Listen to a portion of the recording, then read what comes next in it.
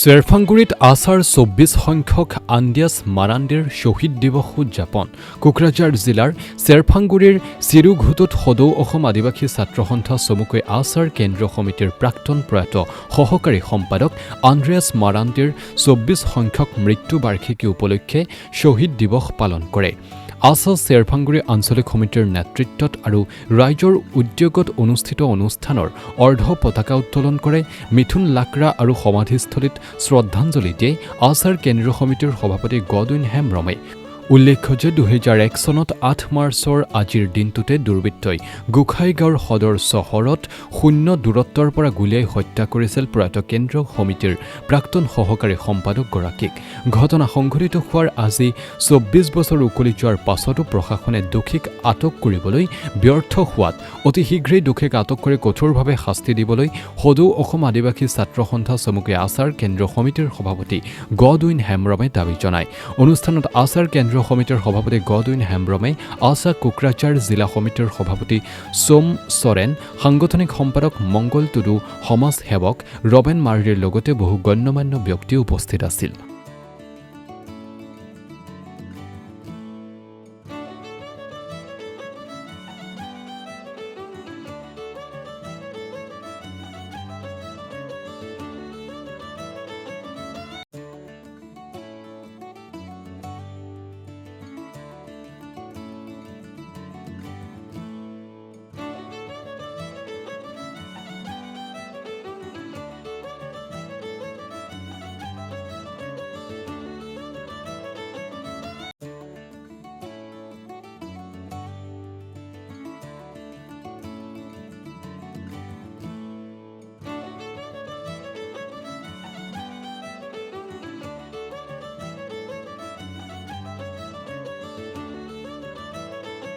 সকলোকে যতকো জহাৰ। আৰু আজি আমি আমাৰ গোসাইগাঁও অঞ্চলত আমাৰ সদৌ অসম আদিবাসী ছাত্ৰ সন্থাই লগতে আমাৰ আছু আৰু আমাৰ সমাজ ওচৰৰ যিমানখিনি ৰাইজে আজি সকলে ইয়াত একত্ৰিত হৈছোঁ। আৰু এই ঠাইখন য'ত আমি একত্ৰিত হৈছোঁ এইটো হ'ল আমাৰ শ্বহীদ আন্দ্ৰেয়াছ মাৰাণ্ডী গমকেৰ আজি য'ত আমাৰ তেখেতৰ যি কবৰস্থান আছে, য'ত কবৰস্থলী আছে।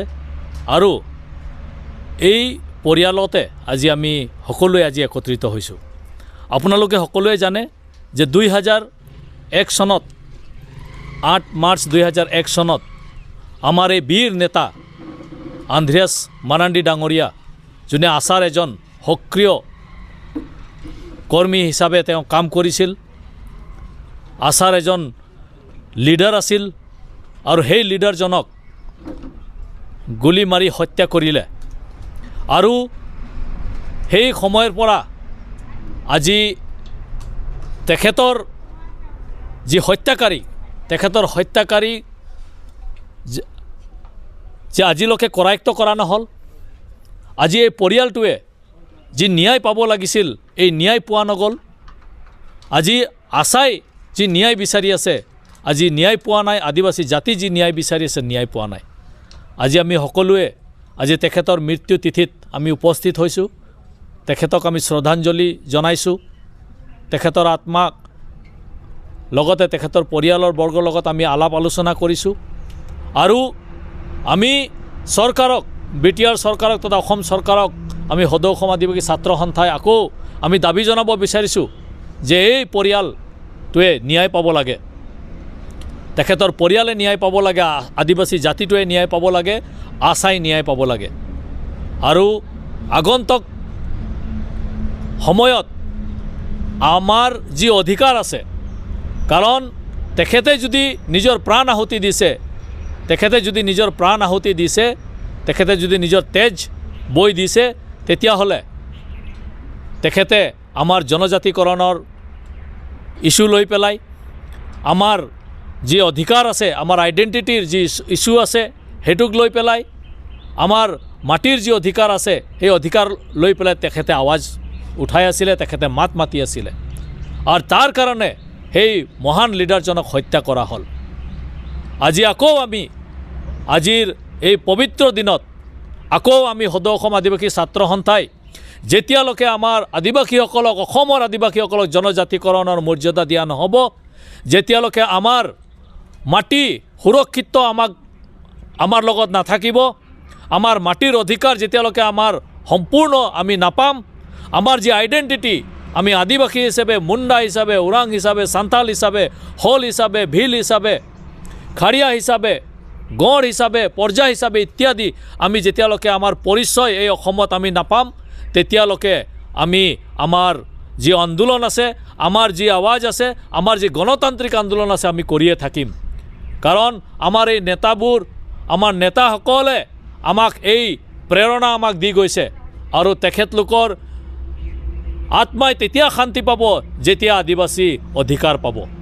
আৰু তাকে কৈ মই অসম চৰকাৰ যে আগন্তুক সময়ত আমাৰ যি আদিবাসীৰ সুৰক্ষাৰ কাৰণে আপোনালোকে যদি মাত নামাতে, আমাৰ যি আদিবাসীৰ যি সমস্যা আছে তাৰ কাৰণে যদি আপোনালোকে মাত নামাতে, তেতিয়াহ'লে কিন্তু আদিবাসী ছাত্ৰ সন্থাই গোটেই অসমত বা গোটেই ভাৰতবৰ্ষতে হওক আমাৰ গণতান্ত্ৰিক আন্দোলন আমি কৰিয়ে থাকিম। আৰু তাকে কৈ মই সকলোকে আজিৰ দিনটোত মই প্ৰত্যেক আদিবাসী পৰিয়ালক আমি অনুৰোধ জনাব বিচাৰিছোঁ যে আজিৰ দিনটোত সন্ধিয়া বেলা আপোনালোকে এটা চাকি আপোনালোকৰ ঘৰৰ চোতালত আপোনালোকে আমাৰ শ্বহীদ আন্দ্ৰিয়াছ মাৰাণ্ডীৰ স্মৃতিত যাতে আপোনালোকে জ্বলায় আৰু এই মহান নেতাজনক আপোনালোকে শ্ৰদ্ধাঞ্জলি জনায়, তাৰ কাৰণে আমি সকলোকে অনুৰোধ জনাইছোঁ।